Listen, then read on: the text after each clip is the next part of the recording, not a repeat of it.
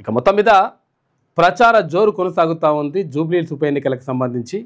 అయితే ముఖ్యమంత్రి రేవంత్ రెడ్డి అక్కడ భారతీయ జనతా పార్టీకి సంబంధించిన అంటే కేంద్ర మంత్రి కిషన్ రెడ్డిని అడుగుతూ ఉన్నారు.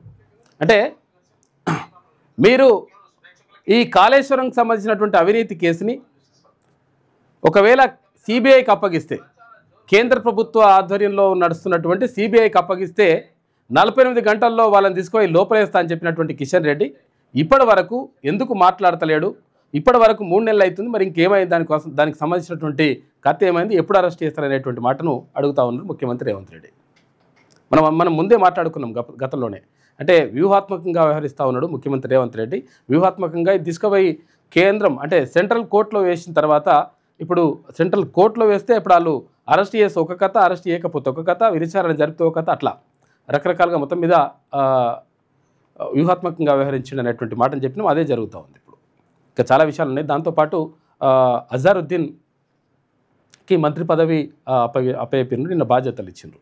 అంటే అడ్డూరు లక్ష్మణ్ కుమార్ దగ్గర ఉన్నటువంటి ఏది మైనార్టీ సంక్షేమానికి సంబంధించిన ఒక శాఖ, తర్వాత పబ్లిక్ అఫైర్స్కి సంబంధించి మళ్ళీ ఇంకొక శాఖ, 2 శాఖలని కేటాయిస్తూ ముఖ్యమంత్రి రేవంత్ రెడ్డి నిర్ణయం తీసుకుండు. అయిపోయింది.